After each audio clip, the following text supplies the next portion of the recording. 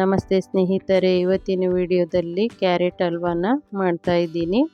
ಇದನ್ನು ಕಟ್ ಮಾಡಿ ಮಾಡ್ತಾ ಇದ್ದೀನಿ. ನಾನು ಹಿಂದಿನ ವಿಡಿಯೋದಲ್ಲಿ ತುರಿದು ಯಾವ ರೀತಿ ಮಾಡೋದು ಅಂತ ಮಾಡಿ ತೋರಿಸಿದೆ ನೋಡಿ. ಇಲ್ಲಿ ನಾನು ಅರ್ಧ ಕೆಜಿಯಷ್ಟು ಕ್ಯಾರೆಟ್ನ ತಗೊಂಡು ಕಟ್ ಮಾಡಿ ಕುಕ್ಕರ್ಗೆ ಸೇರಿಸ್ಕೊಳ್ತಿದ್ದೀನಿ.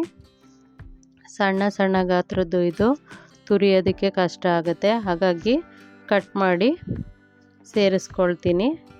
ಈ ರೀತಿ ಒಂದು ಕ್ಯಾರೆಟ್ನ 2-3 ಭಾಗ ಮಾಡಿ ಸೇರಿಸ್ಕೊಳ್ತಿದ್ದೀನಿ.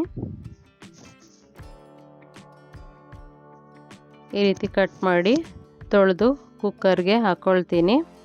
ನಾನಿಲ್ಲಿ ಅರ್ಧ ಲೀಟ್ರಷ್ಟು ಹಾಲನ್ನ ಬಳಸ್ಕೊಂಡಿದ್ದೀನಿ.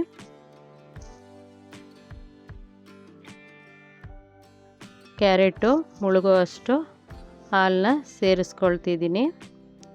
ಸೇರಿಸ್ಕೊಂಡು ಕುಕ್ಕರ್ ಕ್ಯಾಪ್ನ ಕ್ಲೋಸ್ ಮಾಡಿ ನಾನಿಲ್ಲಿ 4 ವಿಸಿಲ್ನ ಕೂಗಿಸ್ಕೊಳ್ತೀನಿ.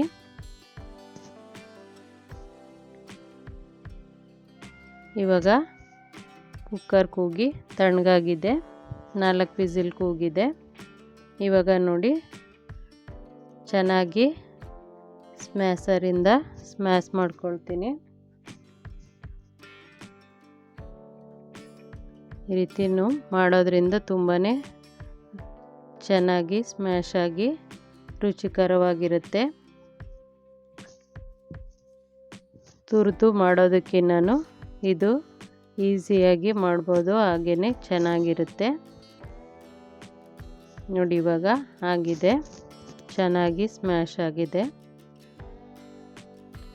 ಆನಂತರ ಇನ್ನೊಂದು ಸ್ವಲ್ಪ ಹಾಲನ್ನ ಸೇರಿಸಿ ಕುದಿಯೋಕ್ಕೆ ಇಡ್ತೀನಿ. ಇವಾಗ ಇದು ಚೆನ್ನಾಗಿ ಕುದ್ದಾಗ ಇದಕ್ಕೆ ರುಚಿಗೆ ತಕ್ಕಷ್ಟು ಸಕ್ಕರೆ, ಅಂದರೆ ನಾನಿಲ್ಲಿ 1/4 ಕೆಜಿಯಷ್ಟು ಸಕ್ಕರೆನ ಹಾಕ್ಕೊಂಡಿದ್ದೀನಿ.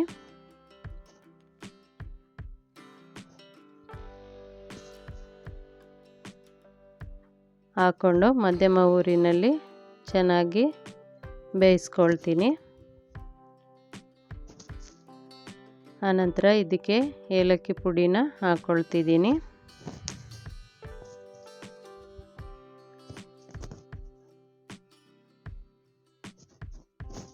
ಈ ರೀತಿ ಇಟ್ಕೊಂಡು ಒಂದು 3-4 ನಿಮಿಷ ಚೆನ್ನಾಗಿ ಬೇಯಿಸ್ಕೊಳ್ತೀನಿ.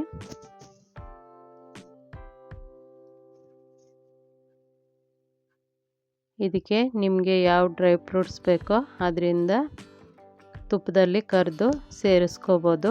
ನಾನು ಗೋಡಂಬಿ, ಬಾದಾಮಿ, ಹಾಗೆ ಪಿಸ್ತಾ, ಹಾಗೆ ದ್ರಾಕ್ಷಿನ ಸೇರಿಸ್ಕೊಂಡಿದ್ದೀನಿ. ಇವಾಗ ಒಂದು 3-4 ನಿಮಿಷ ಬೆಂದಿದೆ ಇದು. ಆನಂತರ ನಾನಿಲ್ಲಿ 1 ಟೇಬಲ್ ಸ್ಪೂನಷ್ಟು ತುಪ್ಪನ ಸೇರಿಸ್ಕೊಂಡು ಅದಕ್ಕೆ ಗೋಡಂಬಿ, ದ್ರಾಕ್ಷಿ, ಬಾದಾಮಿ ಹಾಗೆ ಪಿಸ್ತಾನ ಸೇರಿಸ್ಕೊಂಡು ಫ್ರೈ ಮಾಡಿ ಕ್ಯಾರೆಟ್ ಹಲ್ವಕ್ಕೆ ಹಾಕ್ಕೊಳ್ತೀನಿ.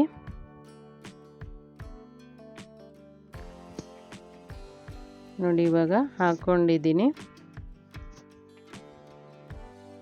ನಂತರ ಇದಾಕಿದ ನಂತರ 1 ನಿಮಿಷ ಬೇಯಿಸ್ಕೊಂಡ್ರೆ ಆಯಿತು, ರೆಡಿ ಆಯಿತು. ತುಂಬಾ ರುಚಿಕರವಾಗಿರುತ್ತೆ.